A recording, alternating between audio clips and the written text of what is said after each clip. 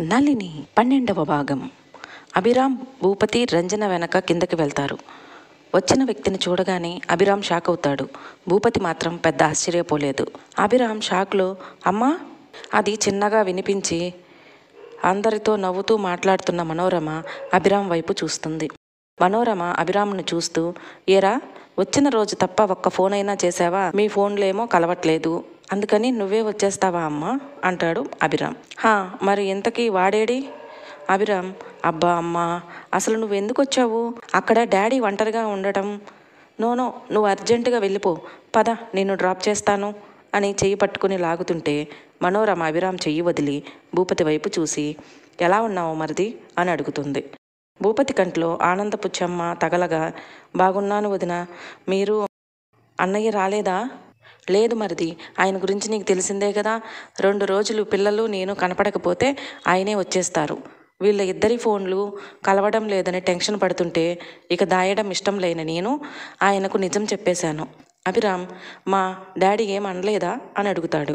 మనోరమ ముందు కోప్పడ్డాడు. వెంటనే మిమ్మల్ని రప్పించమన్నాడు. ఇక్కడ ఉండటం వీలు లేదంటే లేదన్నారు. వాళ్ళే కాదు, నేను అక్కడికి వెళ్ళి ఉంటాను. మేము కావాలనుకుంటే రండి, మీరు వచ్చే వరకు మాత్రం మేము రాము అని చెప్పి వచ్చేశాను. వావ్, నువ్వు సూపర్ మమ్మీ. చిన్నాన్నను డాడీని కలపడానికి ఇలా ప్లాన్ చేసావన్నమాట. మనోరమ అభిరామ్ చెవిలో మెల్లగా, ఫోన్ చేసింది నేను కాదు, చందు. నేను జస్ట్ అమలు చేశాను అంతే.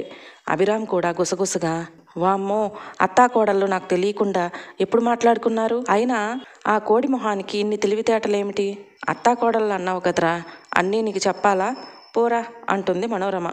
భూపతి, వదిన ప్రయాణం చేసి వచ్చారు, విశ్రాంతి తీసుకోండి. రంజన, ఏర్పాట్లు చూడు అని పురమాయిస్తాడు. అభిరామ్ వైపు ఒక్కసారిగా చూస్తారు భూపతి గారు. ఆయన అలా చూడటంతో అప్పటి వరకు వాళ్ళు గదిలో దేని గురించి మాట్లాడుకున్నారో గుర్తుకు వచ్చి ఆయన వెనకనే వస్తుంటే, భూపతి తర్వాత మాట్లాడుకోవచ్చు, అమ్మతో ఉండండి అని చెప్పి పైకి వెళ్ళిపోతాడు. అభిరామ్ మనసులో అసలు విషయం తెలిసే లోపే ఇలా అయిందేంటి? సర్లే, రేపు ఎలాగైనా విషయం తెలుసుకోవాలి. అడవిలో ఏం జరుగుతుంది? అసలు విషయం తెలిసే వరకు ఎవ్వరికీ చెప్పకూడదు. సగం విషయం దాచి మంచి పని చేశాను అనుకుని అందరితో పాటు లోపలికి వెళ్తాడు. అశోక్ ముందు వాళ్ళ అమ్మను అక్కడ చూసి షాక్ అయినా తర్వాత మామూలు అయిపోతాడు. భోజనాలు అయిపోయాక అభిరామ్ రూమ్లో మనోరమ ఒడిలో పడుకుని సరదాగా మాట్లాడుతూ ఉంటాడు. పక్కనే అశోక్ కూర్చుని ఉంటాడు. భూపతికి మాత్రం కొంచెం కంగారుగా ఉంటుంది. మనోరమ రావడం నళిని చూసిందా అని. ఒకవేళ నళినికి ఈ విషయం తెలిస్తే ఇంత ప్రశాంతంగా ఎందుకు ఉంటుందిలే అనుకుంటాడు. ఆ రాత్రి అలా గడిచిపోతుంది. తర్వాతి రోజు ఉదయాన్నే చందు వస్తుంది.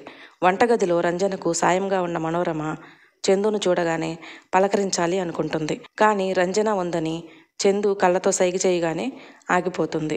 రంజన వాళ్ళిద్దరికీ పరిచయం చేస్తుంది. మనోరమ తెలిసినా తెలియనట్టు, ఓహ్, రామారావు అన్నయ్య కూతురా అని అడుగుతుంది. చందు మనసులో, ఏం యాక్టింగ్ చేస్తున్నావత్తా అనుకుంటుంది. రంజన వేరే పనిలో ఉండగా చందు మనోరమ పక్కకి వచ్చి, ఏంటత్తా, అమ్మ వచ్చినా నీ కొడుకు ఇంకా లేవలేదా? మనోరమ, నీవు వచ్చావు కదా లేపడానికి, వెళ్ళు. చందు, అమ్మయ్య, పర్మిషన్ ఇచ్చేసింది, థ్యాంక్స్ అత్తా అని నవ్వుకుంటూ ఎవరూ లేని టైం చూసి అభి రూమ్లోకి వెళ్తుంది. ముసుగు తన్ని పడుకుని ఉంటాడు అభిరామ్. నిద్రలో చిన్న పిల్లాడిలా మూతి ముడుచుకున్న పడుకున్న అభిరామ్ని చూసి అలాగే ఉండిపోతుంది.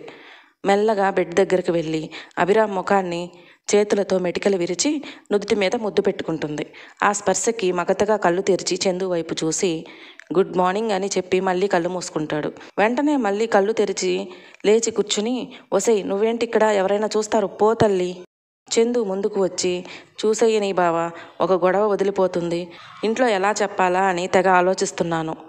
అభిరామ్, చాలే ముందు పో నువ్వు ఇక్కడ నుంచి, బయట మీ అత్త ఉంటేను అంటాడు. పర్మిషన్ తీసుకునే వచ్చాను. అబ్బా, గొప్ప పని చేసావులే. సర్లే గాని రాత్రి అమ్మ చెప్పింది ఊరు చూడాలని. 1 గంటలో అమ్మని తీసుకుని బయటకు వస్తాను. నువ్వు ఏదో ఒక సాకు చెప్పి మాతోరా. చందు, ఏం సాకు చెప్పాలి? మీలాంటి మహాజ్ఞానులకు సలహాలు ఇచ్చేంత పెద్దవాడిని కాదు తల్లి.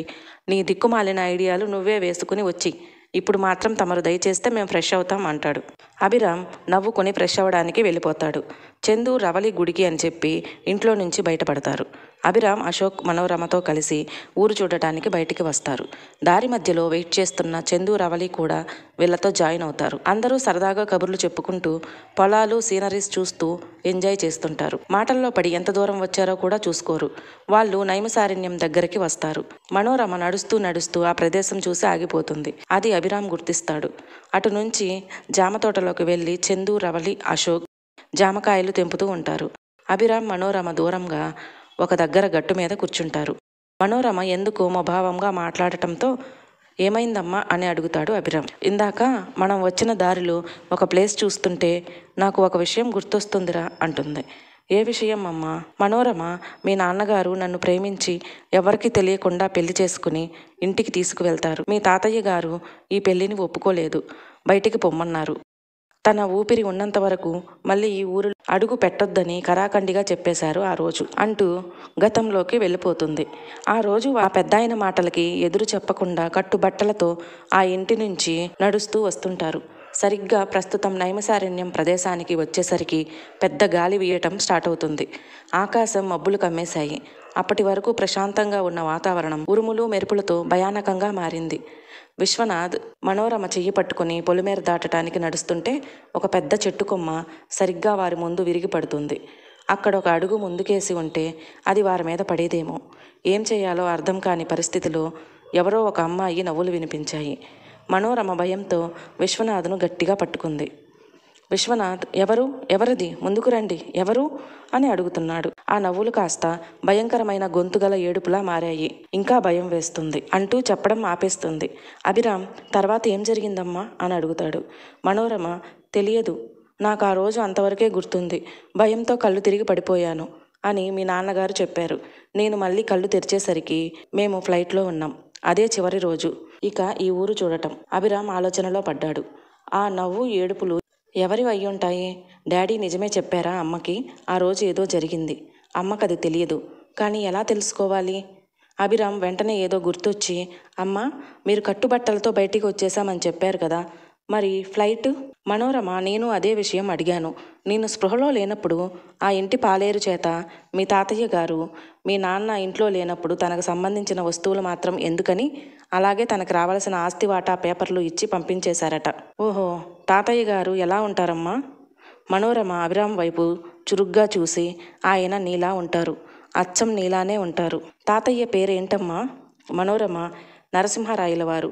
చాలా గొప్పవారు. ఈ చుట్టుపక్కల ఉన్న 40 గ్రామాలకు ఆయనే పెద్ద. ఆయన మాట జవదాటని మనిషి గాని, ఆయనను ఏకవచనంతో సంబోధించిన మనిషి గాని ఎవ్వరూ లేరు. అభిరామ్, అవునా, ఎవరూ లేరా అమ్మా అంటాడు. మనోరమ ఏదో ట్రాన్స్లోకి వెళ్ళినట్టుగా ఒక్కరు ఉండేవారు అభిరామ్ తనకి కావలసినది తెలుస్తుంది అన్న ఆనందంలో, ఎవరమ్మా చెప్పు, ఆ ఒక్కరు ఎవరు? మనోరమ, నాలి. ఏంటి, నాకు చెప్పకుండా ఏవో మాట్లాడేసుకుంటున్నారు? బ్రో, గువా తింటావా? సూపర్ టేస్ట్గా ఉన్నాయి అని చేతిలో ఉన్న జామకాయను చూపిస్తాడు అశోక్. తన వెనకనే చందు, రవలి కూడా వచ్చేస్తారు. అభిరామ్ అశోక్ వైపు చూసి మొహం చిట్లించి, ఏ టైంలో రావాలో కూడా తెలియదు ఛా అనుకుని, వద్దు నువ్వే తినే అంటాడు. ఇట్స్ ఓకే అని తినేస్తాడు అశోక్. వీళ్ళు మళ్ళీ తిరిగి అదే దారిలో నడుస్తూ వస్తుంటారు. ముందు చందు వెనక్కి తిరిగి చూస్తే ఏం కనపడుతుందో అని రవలి చెయ్యి పట్టుకుని వేగంగా అడుగులు వేస్తుంది. దారి వెనక మనోరమ అశోక్తో మాట్లాడుతూ నడుస్తుంటుంది. వారి వెనక అభిరామ్ ఒక్కడే నడుస్తూ అరణ్యం వైపే చూస్తూ నడుస్తున్నాడు. అమ్మ చెప్పిన దాని ప్రకారం ఆ రోజు అలా జరగడానికి కారణం నళిని అయ్యుంటే డాడీకి కూడా నళిని గురించి తెలిసి ఉండాలి. ఆ రోజు వచ్చింది నళినియే అయ్యుంటే ఇప్పుడు అమ్మ వస్తుంటే ఇంత సైలెంట్గా ఉండదేమో కదా అనుకుంటూ వెనక్కి చూస్తూనే ముందుకు నడుస్తున్నాడు. కానీ అభిరామ్కి తెలియని విషయం, నళిని అక్కడే నుంచుని వారినే నవ్వుతూ చూస్తుంది. తనకి నిన్నటి రాత్రే మనోరమ రావటం తెలిసింది. చాలా చాలా సంతోషంగా ఉంది నళినికి. ఈమె బ్రతికి ఉందంటే విశ్వనాథ్ బ్రతికే ఉన్నాడు. హహహా, విశ్వనాథ్ బ్రతికే ఉన్నాడు. నా చేతుల్లో చావటానికి విశ్వనాథ్ బ్రతికే ఉన్నాడు. రప్పిస్తా, వాడిని కూడా రప్పిస్తా, చాలు, హహహా అని పిచ్చి పిచ్చిగా నవ్వుతూ నైమిసారణ్యంలో అరుస్తూ ఉంటుందామె. ఆమె మాటలు, నవ్వులు ఎవ్వరికీ వినపడవు. వినపడిన వారు చెప్పలేరు. ఇదిలా ఉండగా అక్కడ అమెరికాలో విశ్వనాథ్ ఇంట్లో ఒంటరిగా అటు ఇటు తిరుగుతూ టెన్షన్గా కోప్పడుతున్నాడు. డామిడ్, అభి, ఆశు, మాను ఆ లక్ష్మీ మాన్పూర్కి వెళ్ళారు. వాళ్ళకి ఎలా చెప్పాలి? నేను ఆ విలేజ్కి రాకూడదు అని ఎలా చెప్పాలి? నేను వస్తే నన్ను చంపాలి అనే పగతో రగిలిపోతున్న ఆ నళిని నేను నా కాళ్ళతో తన్ని కొట్టి పురుగులా నలిపి చంపిన ఆ నళినికి నేనే ఛాన్స్ ఇచ్చినట్లు అవుతుంది.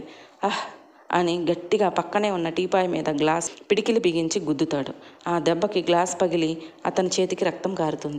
ఆ శబ్దానికి కింద ఒక పనివాడు వచ్చి కంగారుగా దగ్గరికి రాబోతాడు. విశ్వనాథ్ అతనిని ఆగమన్నట్లుగా చెయ్యి అడ్డు పెట్టి, 1 గంట వరకు నా రూమ్లోకి ఎవ్వరూ రాకూడదు అని వార్నింగ్ ఇచ్చి బయటకు పంపే. రూమ్ డోర్ లాక్ చేసుకుని కూర్చుని కళ్ళు మూసుకుని గతంలోకి వెళ్ళి ఆలోచిస్తూ ఉంటాడు.